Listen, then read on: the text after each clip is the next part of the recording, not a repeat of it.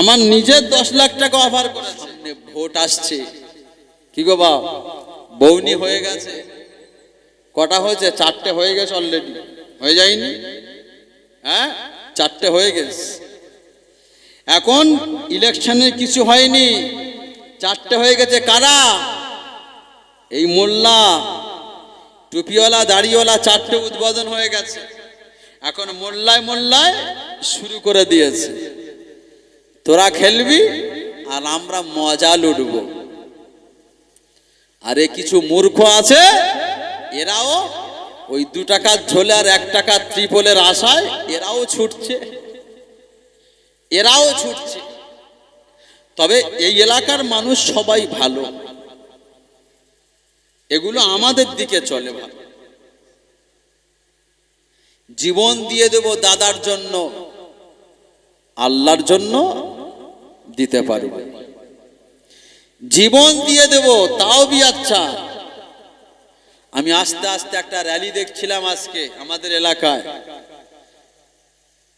আসরের নামাজ পড়তে গেছি একটা মসজিদে, ইমাম সাহেব আর মুয়াজ্জিন নামাজ পড়ছে, পাশ থেকে প্রচুর জাম, একটা র্যালি হচ্ছে, নাম বলছেনি। ইমাম সাহেবকে জিজ্ঞাসা করছি, ভাই কি ব্যাপারে, আপনার মসজিদে মুসাল্লি নেই? বলে হুজুর আজকে র্যালি আছে, সেই জন্য গ্রামে কেউ নেই। নামাজ পড়ে ইমাম আর মুয়াজ্জিন, আমি নামাজ পড়ে দেখলাম গ্রামে কয়েকটা কুকুর ছাগল ঘুরছে, একটা মানুষ দেখা যায় না। একটা হিন্দু ভাইয়ের গ্রামের ভিতর দিয়ে আসলাম, সব ঠিক আছে। একটা মুসলিম বেল্টে ঢুকলাম, কেউ নেই। কথা বুঝতে পারেন? আজকে মোল্লায় মোল্লায় লাগিয়ে দিয়ে এক শ্রেণীর মানুষ তারা মজা লুটছে না লুটে? সেই জন্য সন্তান হিসেবে আপনাদেরকেও বলে যাচ্ছি, ভোট আসবে, ভোট যাবে, ইলেকশন যাবে, ইলেকশন আসবে, কিন্তু নিজের ভাইকে শত্রু হবে না, নিজের ভাইকে শত্রু বানাইও না, নিজের ভাইয়ের দিকে বাঁকা চোখে তাকাইও না। আপনার দাদা আপনাকে আপনার জন্য দোয়া করবে না লাইলাতুল কদরের রাতে? আপনি মারা যাবেন, আপনার কবরের পাশে গিয়ে আপনার ওই ভাইটা অন্তত বছরে একটা বার হাত তুলে দোয়া করবে, হারে আমার ভাইয়ের কবরের আযাব মাফ করে দাও। রাত 12টায় আপনি বিপদে পড়েছেন, আপনার ভাই ওই পাড়া প্রতিবেশী আপনার কাছে যাবে, সিঙ্গুর থেকে ওই দাদা আপনার কাছে আপনার বিপদে আসবে? বলে হ্যাঁ। সেজন্য নিজেদের ইমানটা ঠিক রাখে। গুরুত্বপূর্ণ একটা মন্ত্রিত্ব আছে, যে মন্ত্রিত্বটা আমাদের সিএম কোনো এমএলএর হাতে দেয় না। সেটা কোনটা বলেন তো? আপনারা তো কম বেশি রাজনীতি করেন, সে গুরুত্বপূর্ণ পদটা কোনটা যেটা সিএম এর হাতে থাকে সবসময়? চিফ মিনিস্টারের হাতে থাকে, জানেন না? পুলিশ মন্ত্রী গো, বাংলার কোন এমএলএর হাতে দেওয়া হয় না, ওটা চিফ মিনিস্টারের হাতে দেওয়া হয়, রেখে দেয়নি? হ্যাঁ, কেন বলেন তো? হঠাৎ ধরেন আমাদের এখানে কোনো একটা বিরাট বড় ধরনের গন্ডগোল বেঁধে গেছে, আমাদের এলাকার এমএলএ বেচারাম মান্না হোক আর যেই হোক, সে যদি ফোন করে কেন্দ্রে, এর কেউ চিনবে? হ্যাঁ, কে রে ভাই, তোর বাড়ি কোথায়? তোর তো লিস্টেই নাম নেই, না রাজ্যসভায় না লোকসভায়। কিন্তু সিএম যদি ফোন করে আমার 100 কোম্পানি লোক, 100 কোম্পানি পুলিশ লাগবে এখনই, আবার এই সিএম কি এক ডাকে চেনে না? যে পশ্চিম বাংলার সিএম অমুক জন আছে, তাহলে এর কথা আমাকে এক্ষুনি 100 কোম্পানি কেন্দ্র বাহিনী পাঠাতে হবে। সুতরাং সিএম এর কাছে যেমন সব থেকে গুরুত্বপূর্ণ পদ হলো পুলিশ মন্ত্রী, আমার আল্লাহর কাছে একটা সব থেকে গুরুত্বপূর্ণ পদ আছে, এই পদটা কোনো ফেরেশতাকে ভাগ করেনি, কিন্তু কম বেশি প্রত্যেকটা গুরুত্বপূর্ণ পদ, গুরুত্বপূর্ণ বিভাগ কয়েকটা ফেরেশতাকে ভাগ করে দিয়েছে না দেয়নি? 1 তারিখে আমার আল্লাহ ফেরেশতা জিবরাইলকে ডাকলেন, ও মালায়েকা জিবরাইল, আমি আল্লাহ তোমাকে একটা পথ দেব, তোমাকে একটা গুরুত্বপূর্ণ পথ দেব। এই গুরুত্বপূর্ণ পথটাকে তুমি ভালোভাবে পালন করবে। জিবরাইল, পৃথিবীতে যত নবী আম্বিয়া আমি আল্লাহ পাঠাবো, সমস্ত নবী আম্বিয়াদের কাছে আমি আল্লাহ আমার ওহীটা সেই সমস্ত আম্বিয়াদের কাছে তুমি নিয়ে যাবে, যার নাম হলো ওহী। জিবরাইলের দায়িত্ব কি দিয়েছে আল্লাহ? যত নবী আম্বিয়া আসবে সমস্ত নবী আম্বিয়াদের কাছে ওহী নিয়ে যাবে। হ্যাঁ, মিকাইলকে ডাকলেন, মিকাইল তোমাকে একটা দায়িত্ব দেব। কি দায়িত্ব আল্লাহ? হে ফেরেশতা মিকাইল, আমি আল্লাহ তোমাকে একটা দায়িত্ব দেব। সে দায়িত্বটা হলো ও মিকাইল, আমি আল্লাহ তোমাকে যে দায়িত্বটা দেব, না খবরদার খবরদার ওই দায়িত্বটা ভালোভাবে পালন করবে। আমি আল্লাহ তোমাকে একটা দায়িত্ব দিলাম, পানির দায়িত্ব দিলাম, বৃষ্টির দায়িত্ব দিলাম। মিকাইল, আজকে এই গ্রামে পানির দরকার, এই গ্রামে পানি দেবে না, মিল্কি গ্রামে পানি দেবে না। আজকে সিঙ্গুরে পানি দরকার, কিন্তু না ডানকুনিতে পানি দেবে না। আজকে ডানকুনিতে পানি দরকার, হুগলি জেলায় পানি দরকার, দক্ষিণ 24 পরগনায় পানি দেবে না, কলকাতায় পানি দরকার, কিন্তু না বর্ধমানে পানি দেবে না। এই রকম হয় না? হয়নি? জি, যেখানে পানি দরকার সেখানে পানি দেওয়া হয়, হয় না? হয়নি? জি। কিন্তু সব জায়গায় যদি একই সঙ্গে পানি দেয়, এবার আমাদের কাজকর্ম ভেস্তে যাবে না? যাবে না? যেখানে প্রয়োজন সেখানে। তাহলে মিকাইলকে একটা মন্ত্রিত্ব পদ ভাগ করে দেওয়া হলো, জিবরাইলকে একটা দেওয়া হলো। আজরাইলকে ডাকলেন, ও মালাইকা আজরাইল, আমি আল্লাহ আমি তোমাকে একটা দায়িত্ব দেব। তামাম পৃথিবীতে যত মানুষ রয়েছে, যত কীট পতঙ্গ রয়েছে, আমি আল্লাহ তোমাকে একটা দায়িত্ব দিলাম। যাদের হায়াতটা শেষ হয়ে যাবে তাদের জানগুলো কবজ করার দায়িত্ব আমি আল্লাহ তোমাকে দিয়ে দিলাম। আজরাইলের দায়িত্ব কি? জান কবজ করা। ইসরাফিলকে বললেন, ইসরাফিল, যখন কিয়ামত সংগঠিত হবে তখন তুমি সিংহায় ফুঁক দেবে। এমনি করে প্রত্যেকটা ফেরেশতার এক একটা বিভাগ, এক একটা পদ ভাগ করে দেওয়া আছে। কিন্তু আমার আল্লাহর কাছে একটা গুরুত্বপূর্ণ পদ রেখে দিয়েছে, যে গুরুত্বপূর্ণ পদটা কোনো ফেরেশতাকে দেয়নি। সেই পদটা হলো রিজিকের পদ। রিজিকের দায়িত্ব কোনো ফেরেশতাকে দেওয়া হয়নি। আবার 7 তবক জমিনের নিচে একটা ছোট্ট পোকা বাস করে, চলাচল করে 7 তবক জমিনের নিচে। ফেরেশতার সেখানে যাওয়ার ক্ষমতা আছে কি? আমার আল্লাহর কুদরত সেখানে যাওয়ার ক্ষমতা আছে না? নেই? যাওয়া আছে। 7 তবক আসমানের উপরে আল্লাহর আরশে আজিমের উপরে জিবরাইলের যাওয়ার ক্ষমতা আছে? ছিল না। 7 তবক আসমানে, 4 তবক আসমানে গিয়ে আমার নবীকে ছেড়ে দিয়েছে। নবী বললেন, জিবরাইল আজ যাবে না। জিবরাইল বললেন, হাবিব, এই পর্যন্ত আমার ডিউটি, এর পরে গেলে আমার ডানা পুড়ে সরকার হয়ে যাবে। সুতরাং এর প্রত্যেক আল্লাহর দায়িত্ব। ও আমার ভাইজানেরা, আমার আল্লাহ সেই জন্য বান্দাকে ডেকে জানিয়ে দিলেন, বান্দা আমি তোমাকে এত ভালোবাসি, আমি তোমাকে দুটো দায়িত্ব গ্রহণ করব বলেছিলাম। সে প্রধান দায়িত্বের ভিতরে হলো, 1 নাম্বার দায়িত্ব হলো, বান্দা জীবনে যদি তোমার রিজিকের অভাব হয়, অর্থের অভাব হয়, বান্দা জীবনে যদি তুমি অভাবের ভিতরে পড়ো, আমি আল্লাহ তোমার অভাবটা মিটিয়ে দেব। এ আমার বান্দা বান্দিরা, তবে হ্যাঁ শর্ত একটা, ফালিয়াবুদু রাব্বা হাযাল বাইত আল্লাযী আত'আমাহুম মিন জু'ইন ওয়া আমানাহুম মিন খাউফ।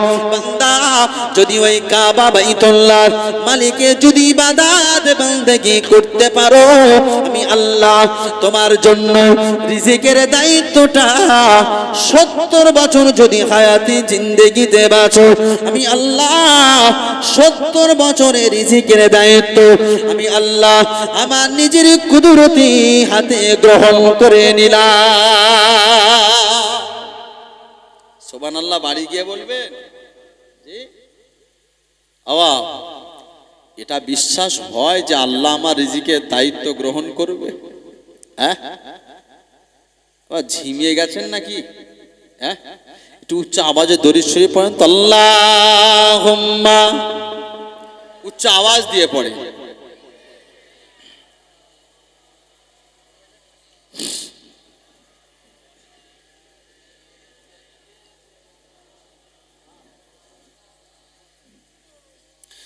সোনা দানা হীরা মতি, সোনা দানা হীরা মতি, কিছুই আমি চাহি না, আমি আমার দয়ার নবীর ভালোবাসায় দিবানা, আমি আমার দয়ার নবীর ভালোবাসায় দিবানা।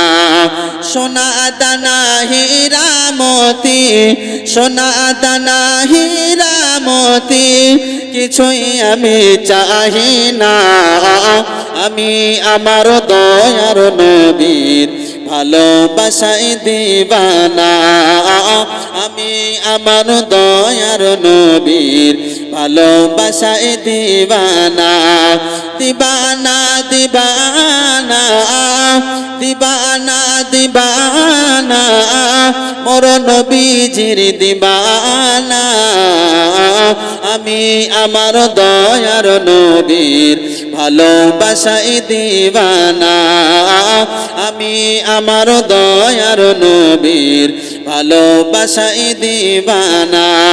সোনা দানা হীরা মতি, সোনা দানা হীরা মতি, কিছুই আমি চাহি না, আমি আমার দয়ার নবীর ভালোবাসায় দিবানা, আমি আমার দয়ার নবীর ভালোবাসায় দিবানা।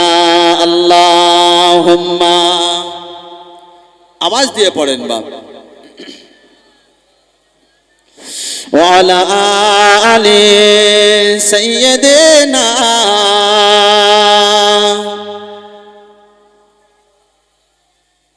আবা আল্লাহ বললেন বান্দা যদি এই কাবা বাইতুল্লাহর মালিকের ইবাদত করতে পারো, আমি আল্লাহ তোমার দুটো দায়িত্ব গ্রহণ করব। এক নাম্বার রিজিকের দায়িত্ব, আর একটা হলো কি, আমি সেই বলেছিলাম যে এই যে নরেন্দ্র মোদী, অমিত শাহ স্বরাষ্ট্রমন্ত্রী, আবা তথাই ভারতের মুসলমান আমরা আজকে নির্যাতিত, নিপীড়িত, লাঞ্ছিত, বঞ্চিত, এটা আমাদের হাতের কর্মফল।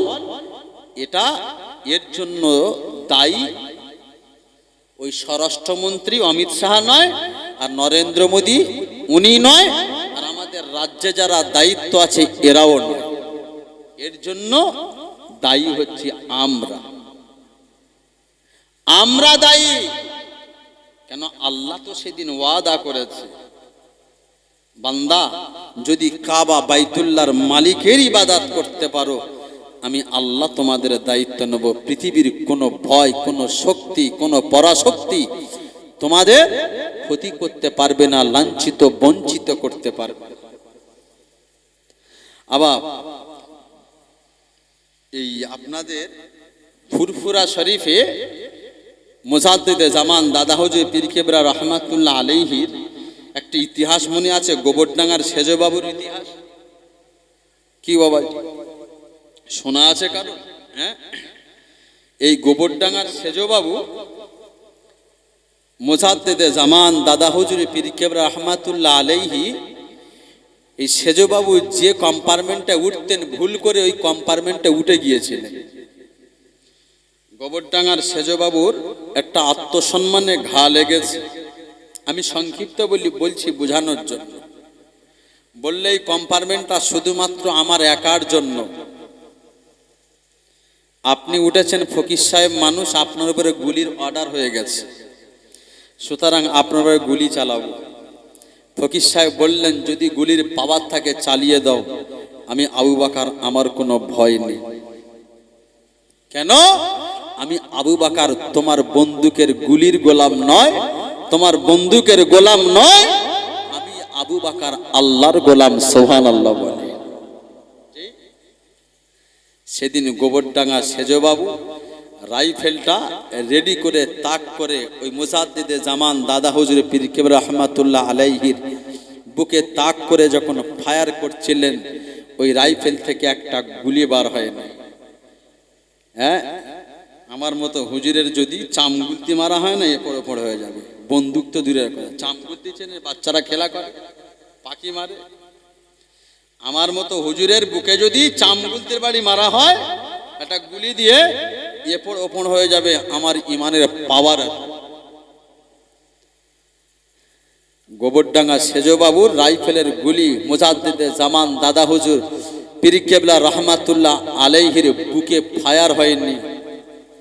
গোবরডাঙ্গা সেজবাবু মনে মনে ভাবলেন যে হয়তো রাইফেলটা একটু ডিস্টার্ব করছে, বাইরে একবার ফায়ার করে দেখি। জানালা থেকে বাইরে থেকে যখন ফায়ার করেছেন, সঙ্গে সঙ্গে আবার ফায়ার শুরু হয়ে গেছে। বলে তো ঠিকই আছে। আবার বন্দুক ঘুরিয়ে ফকির সাহেবের উপরে চালাতে যায়, আবার বন্দুক অচল হয়ে গেছে। কি কারণে?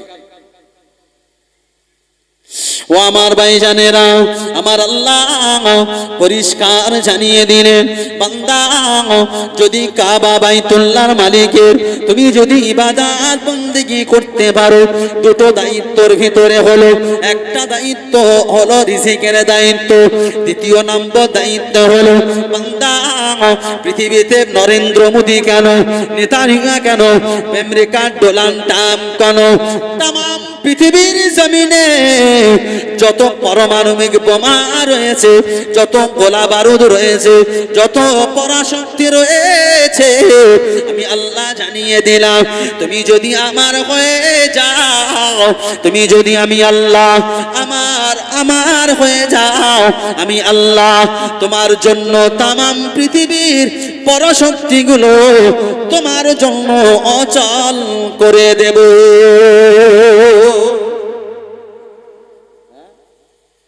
তামাম বিশ্ব জুড়ে ইরানের উপরে, তামাম বিশ্ব জুড়ে ইরানের উপরে দাদাগিরি মারছে। এবার ইরান একটু মাথা নোয়াচ্ছে। হ্যাঁ, যে দাদাগিরি করছিল সেও মাথা নিচু হয়ে গেছে, সেও হাতে পায়ে ধরছে। ইরান এতটুকু দেশ, ইরান কি বলেছে? আমি আমেরিকা ডোনাল্ড ট্রাম্পের গোলাম নয়, আমি ইসরায়েলের বেদিনের গোলাম নয়, আমি ইরান আল্লাহর গোলাম। সুতরাং আল্লাহর হাতে আমার জীবন আছে, আল্লাহর গোলাম হব, আমেরিকার গোলাম আমি হতে পারবো না। সেই জন্য আমার আল্লাহ বলছেন, আমার যখন তুমি গোলাম হয়ে গেছো, তামাম পৃথিবীর বুকে যত পরাশক্তি রয়েছে সবাই তোমার সামনে মাথা নত করবে। সুবহানাল্লাহ।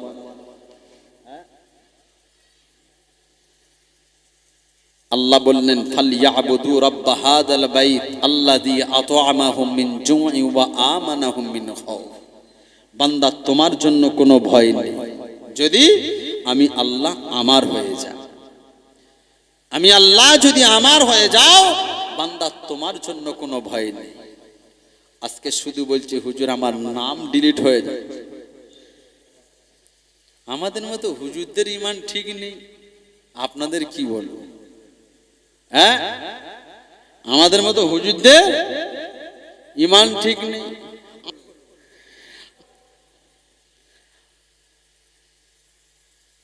আমার রসুলকে, আমার হাবিবকে মক্কার লিডার, মক্কার বেদিনারা অফার করলো, মোহাম্মদ তুমি ইমানের কলেমা ছেড়ে দাও, বিনিময়ে মদিনার তোমাকে সব থেকে বড় লিডার বানানো হবে, মদিনার সব থেকে সুন্দরী নারী তোমাকে দেওয়া হবে, যদি বলো মদিনার সব থেকে ধনাঢ্য ব্যক্তি তোমাকে বানানো হবে, তুমি ইসলামের কলেমা বা ইসলামের দাওয়াত দেওয়া ছেড়ে দাও, নবীর উম্মত বলে দাবি করি। কি গো ভাই, নবীর উম্মত বলে দাবি করি, আমাকে 10,000 টাকা দিক ভোটের দিন রাত্রেবেলা, তাহলে বিজেপি কেন RSS কে ভোট দিয়ে দেবো, RSS কে ভোট দিয়ে দেবো, 10,000 টাকা দিয়ে দেয়। রসুলকে 10,000, রসুলকে মদিনার সব থেকে বড় কোটিপতির অফার দেওয়া হলো, মদিনার সব থেকে সুন্দরী নারীর অফার দেওয়া হলো। রসুল বললেন এটা আমার দ্বারা সম্ভব। আমার জীবনের সব কিছু যদি ও মদিনার কাফেররা, ও মদিনা লিডারেরা, আমি নবী তোমাদের জানিয়ে দিলাম, শুধু তাই নয়, উহুদ পাহাড়টা যদি আমাকে যদি সোনা বানিয়ে দাও, আসমানের চাঁদটা যদি আমার হাতেতে এনে দাও, তারপরেও আমি নবী পাক ইসলামের দাওয়াত দেওয়া ছাড়ব না। আমি নবী পাক কলেমা ছায়াতল থেকে এক জাররা পরিমাণ সরে যাব না। মুসলমান নামাজ মসজিদ খালি করে দিয়ে দাদার মাঠ ভরাচ্ছে, ভরায় না ভরায়নি? মুসলমান মসজিদের মাঠ খালি করে দিয়ে দাদার মাঠ ভরাচ্ছে। এ জাতির আন্ডার অ্যাডজুডিকেশনে নাম আসবে নে, এ জাতির নাম ডিলিট হবে নে, কার হবে? আমার হিন্দু ভাইয়ের হবে? হ্যাঁ, খালি বলছে হুজুর এসআইয়ের নাম আউট করে দিচ্ছে। আপনি জানেন কবরেও আপনাকে এসআই, কবরে আপনার এসআইআর হবে, এটাকে আপনি জানেন? ভাই কবরে এসআইআর হবে না বলে, কথা বলে। দুনিয়া আমি 70 বছর জিন্দেগি বাঁচার জন্য, ভারতের একজন নাগরিক প্রমাণ হওয়ার জন্য না জানি কত কাগজপাতি আমাকে জোগাড় করতে হয়। না না, আমাকে নির্বাচন কমিশন আমাকে একটা গাইডলাইন দিয়েছে। এ দুনিয়া, এ ভারতের মানুষ, এ ভারতের জনগণেরা, তুমি যদি ভারতে থাকতে চাও, ভারতের নাগরিক হিসাবে প্রমাণ করতে চাও, তোমাকে 10টা নথি জোগাড় করতে হবে। অ্যাডমিট কার্ড, জন্ম certificate, passport, voter card, I card, Aadhaar card সব দিয়েও নাগরিক হয়। আমাকে একদিন ডাকলো হিয়ারিং এ, আমাকে বললো অ্যাডমিট দিলাম আমি। তারপর না অ্যাডমিট চলবে না, কি লাগবে? ইউনিভার্সিটির লাগবে। আমি নিজেও পলিটিক্যাল সায়েন্স অনার্স। হ্যাঁ, আমি হুজুর বলে আমি বাংলা শিক্ষিত, বেশি জানি না, রাষ্ট্রবিজ্ঞান অনার্স। রাজনীতি পড়ে শিখেছি। আমাদের মতো হুজুররা যদি রাজনীতি করে না, বর্তমান নেতাদের আর খাওয়া হবে না। কদিন পরে ভিক্ষার ঝোলা কাঁধে নিয়ে ঘুরতে হবে, হবে না? হবে না? হ্যাঁ, তো যাই হোক, আমাকে একদিন ডেকেতে সব কিছু দিয়েছি। ইয়ারও অফিসার ডেকে বললো, দাদা আপনার তো সব কিছু আছে, তারপরও নাম ঠিক নাম ভুলে এসছে। আমি বললাম আমার এই সুরাতটা কি, মুখে দাঁড়িয়ে আছে দেখতে পাচ্ছ নি, আর ইমানটা ফুল পাকা, তো সেই জন্য নামটা ফিরে চলে এসেছে। তাহলে আমার মতো হুজুর, সেদিন আমি ভারতের নাগরিক প্রমাণ করার জন্য আমি দুনিয়ায় বাঁচব 60 বছর। দুনিয়ার নিয়ম, দুনিয়ার রীতিনীতি অনুযায়ী 70 বছর যদি বাঁচি, 80 বছর যদি বাঁচি, না না, আমাকে ভারতের নাগরিক প্রমাণ করতে হবে। তা না হলে আমাকে আমার ভারত সরকার তথা মুখ্য নির্বাচন কমিশন আমাকে আন্ডার এডুকেশন করে দিবে। তা না হলে ডি ভোটার বানিয়ে দিবে। ডি ভোটার যাকে বানাবে তাকে তো ডিটেনশন ক্যাম্পে যেতে হবে না? হবে না? ও ভাইজানেরা, দুনিয়ার জমিনে 60 বছর নাগরিকত্ব পাওয়ার জন্য, 70 বছর থাকার জন্য যদি কারোর বা ঘুম উঠে যাচ্ছে, কেউ বা সুসাইড করছে, কেউ বা হার্ট অ্যাটাকে মারা যাচ্ছে না যায়নি, আমার নাম উঠেনি এ সাহেব, আমাদের ঘুটিয়ারিতে একজন হার্ট অ্যাটাক করে মারা গেছে। কেন রে? বলো এ সাহেবের নাম আসেনি, ভুলে শুনেই মাল স্ট্রোক। যে অবস্থা দেয়, ডিটেনশন ক্যাম্পে যাবে। বাবাজি, আমি আপনাকে বোঝাতে চাইছি, দুনিয়ার 70 বছর জীবনে আমি আপনি বেঁচে থাকার জন্য যদি এতটা কষ্ট, এতটা পরিশ্রম করে যদি এত কাগজপাতি যদি ঠিক করতে হয়, আমার আল্লাহ যেদিন এসআইআর করবে, আমি যেদিন মারা যাব, আমি যেদিন দুনিয়াতে বিদায় নিয়ে চলে যাব, আমার আল্লাহ যেদিন আমাকে ডাকবেন, ও আমার বান্দা বান্দিরা, তোমাকে দুনিয়ার জমিনে 70 বছর হায়াত দিয়েছিলাম, 70 বছর হায়াত দেওয়ার পরে বান্দা তুমি 70 বছর হায়াত পেয়েছো, বান্দা জীবনে কি এমন কাজ করেছো, সেদিন আমাকে যখন নামাজ নামক কাগজটা চাইবে, সেদিন আমাকে যখন হজ নামক কাগজটা চাইবে, সেদিন আমার যখন যাকাত নামক কাগজটা চাইবে, সেদিন আমার যখন ডেকে বললে বান্দা কলেমা নামক কাগজটা যদি দাও, আমি আল্লাহ তোমাকে আমার নাগরিক হিসাবে, আমার বান্দা হিসাবে গ্রহণ করব, তা না হলে আমি আল্লাহ তোমাকে ভোটার বানিয়ে দেব, তথা জাহান্নামী বানিয়ে দেব। আল্লাহ এ কাগজ চাইবে না, চাইবে না? হ্যাঁ, বান্দা নামাজ নামক কাগজটা দেখি ঠিক আছে কি, বান্দা হজ নামক কাগজটা দেখি, রোজা নামক কাগজটা দেখি ঠিক আছে কি না। আবার দুনিয়ার 50,000 বৎসর, আখেরাতে ক বৎসর, কদিন বলো? একদিন না? হ্যাঁ, যেখানে দুনিয়ার 50,000 বৎসর, আখেরাতের একদিন, যেখানে হাজার হাজার বৎসর থাকবো, সেখানকার কাগজপাতি ঠিক আছে তো ভাই? যত মানুষ বসে আছে, হ্যাঁ, যত মানুষ বসে আছি, সেখানে থাকার জন্য কাগজপাতি ঠিক আছে? হ্যাঁ, সেদিন যদি আমার আল্লাহ আসামির কাঠগোড়া দাঁড় করিয়ে যদি বলে, হ্যাঁ ভাই, যাদের আন্ডার অ্যাডজুডিকেশনের নাম এসছে তাদের আসামির কাঠগোড়া দাঁড় করাবে না, করাবে না?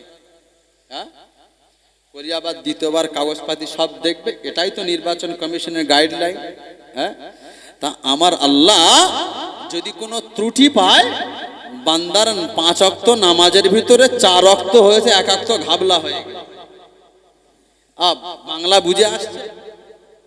এই ত্রুটি যদি পায়, আমার আল্লাহ আসামির কাঠগোড়ায় দাঁড় করাবে না, করাবে না? হ্যাঁ, সেদিন আল্লাহ যদি বলে বান্দা নামাজ নামক কাগজের ভিতরে একটু হালকা ঘাবলা আছে, কি হবে? হ্যাঁ, সেদিন আমার দাদার কাছে গিয়েও লাভ হবে না, সেদিন আমার বাপের কাছে গিয়ে লাভ হবে না, সেদিন আমার বিবি কাছে গিয়ে লাভ হবে না, সেদিন আমার পঞ্চায়েতের প্রধানের কাছে গিয়ে লাভ হবে না, সেদিন আমার এমএলএর কাছে গিয়ে লাভ হবে না, সেদিন আমার জনম দুঃখী মা, জনমদাতা বাপের কাছে গিয়ে লাভ হবে না। ওগো আমার বিবি সাহেবা, আমি তোমার জন্য কতটা পরিশ্রম করেছি, আমি তোমার জন্য জীবনে কত মানুষের ধোঁকা দিয়েছি, ও আমার বিবি তুমি আমার কাছে আবদার করেছো, না না আমি এলবেস্টারের ঘরে থাকতে পারি না, আমি টালির ঘরে থাকতে পারি না, আমার জন্য পাথরওয়ালা এসি ঘর লাগবে, তার জন্য আমি কত মানুষকে ধোঁকা দিয়েছি, কত মানুষকে আমি মেরেছি চর, কত মানুষের উপরে অত্যাচার করে লক্ষ লক্ষ টাকা ইনকাম করেছি বিবি রে, আজকে তোর খুশির জন্য আল্লাহ পাকের কাছে আমি আজকে ধরা পড়ে গিয়েছি, আমাকে একটা কিনে কি দেওয়া যাবে? বিবি তখন বলবে চলে যাও, চলে যাও, চলে যাও, চলে যাও, আমার কাছ থেকে বেরিয়ে যাও, দুনিয়ার জমিনে আমার স্বামী বলে কেউ ছিল না। কি গো বাবাজি, সেদিন আমার বিবি, আমার দাদা, আমার দিদি কেউ বাঁচাবে বলে মনে হয় বাপ? বাপ রাগ হচ্ছে বাপ, ওয়াজ পাল্টে দেব? হ্যাঁ হ্যাঁ, সেদিন আমার কেউ হবে না। সেই জন্য আমি বলেছিলাম, কামা কুতিবা আলাল্লাযিনা মিন ক্বাবলিকুম লাআল্লাকুম তাত্তাকুন, বান্দা তাকওয়া ওয়ালা বেনে যাও। ইন্নাল্লাহা লা ইয়ানজুরু ইলা আসওয়ারিকুম ওয়ালাকিন ইয়ানজুরু আলা কুলুবিকুম। বান্দা সেদিন এই সুন্দর জামা দেখে আল্লাহ বিচার করবে না। কত বড় এমএলএ, কত বড় মন্ত্রী, কত বড় কোটিপতি, কত বড় কৃষক বেনেছো, কত বড় হুজুর, কত বড় পীর সাহেব বেনেছো, এটাকে দেখে আল্লাহ সেদিন বিচার করবে না। বিচার কি দেখে করবে? আমল এবং অন্তর দেখে করবে। বান্দার আমল যদি ভালো হয়, অন্তর যদি ভালো হয়, বান্দা যদি তাকওয়া ওয়ালা বেনে যায়, আমার আল্লাহ সেদিন ডাকবেন আর কি করবে? নাগরিকত্ব দিয়ে দেবে। ফেরেশতার বলবে এদেরকে নিয়ে চলে যাও, এদেরকে নিয়ে চলে যাও। ওয়াবশিরু বিল জান্নাহ, ওদেরকে জান্নাতের সুসংবাদ দিয়ে দাও। জোরে বলেন সুবহানাল্লাহ। তাই বন্ধু, একটু তাকওয়া ওয়ালা বানতে হবে আমাদের। কে কত আমরা নাজাত পেয়েছি, আল্লাহর রহমত কে পেয়েছি মাহে রমজানে। 10টা দিন অতিবাহিত হয়েছে, আজ 10টা দিন অতিবাহিত হয়েছে, আজ 10টা দিন অতিবাহিত হয়েছে। লাইলাতুল কদর চলে গেছে। লাইলাতুল কদরের রাতে আল্লাহ বান্দাকে ডেকে ডেকে বলছে, বান্দা চাও। পৃথিবীর কোন নেতা নেই যে ভাই তোর কি লাগবে বল, আছে বা? আর আমার আল্লাহ বান্দাকে ডেকে বলে, বান্দা তোর কি লাগবে বল। পৃথিবীর কোন নেতা নেই বান্দা, পৃথিবীর কোন নেতা নেই ভাই তোর কি লাগবে বল, আজকে তোর সব দেব, আছে বাপ? আমার আল্লাহ লাইলাতুল কদরের রাতে বান্দাকে ডেকে বলে, আল্লাহ বান্দা জীবনে কি লাগবে বল, তুই কিসের অভাবে আছিস বল, সব কিছু তোকে দেওয়া হবে। তাই আমার আল্লাহ জানিয়ে দিলেন, قل يا عبادي الذين أسرفوا على أنفسهم لا تقنطوا من رحمة الله إن الله يغفر الذنوب جميعا إنه هو الغفور الرحيم। ওরে আমার বান্দা, ওরে আমার বান্দি, তোমরা জীবনে যারা গুনাহ করেছো, অন্যায় করেছো, পাপ করেছো, বান্দা যেন ভেঙে পড়ো না, দুঃখ করো না, অভিমান করো না। আমি আল্লাহ আমার রহমতের ছায়া তলে এসে জীবনে একবার যদি আমি আল্লাহ আমার কাছে যদি দুটো হাত তুলে বলিস, ও রব্বুল আলামিন, আল্লাহ পাক, আল্লাহ পাক আমি বড় গুনাহগার, আল্লাহ পাক আমি বড় পাপী, আল্লাহ পাক আমি বড় অন্যায় করেছি, আমার আল্লাহ জানিয়ে দিলেন, বান্দা, বান্দার মুখের কথা শেষ হতে না হতে বান্দার জীবনের গুনাহ খাতা আমার আল্লাহ মাফ করে দেয়। বান্দা শুধু একবার বলবে, লা তাকনাতু মির রাহমাতিল্লাহ, আমার রহমতের ছায়া তলে এসে একবার বল, আল্লাহ আমি পাপী, আমি গুনাহগার। চিরজীবন টিএমসি ঝান্ডা ধরলেন, ঝান্ডা ধরে ঘুরলেন গ্রামে গ্রামে। ঠিক ভোটের কাছাকাছি যদি আপনি সিপিএম এর ঝান্ডা ধরে ঘোরেন, এবার আপনার এলাকার যে সমস্ত নেতা আছে আপনার ছাড়বে বলে কথা বলে? আমি বোঝানোর জন্য বলছি, রাজনীতির কথা বলছি, এটা দুনিয়ার রুলস। আপনার ছাড়বে বলে মনে হয়?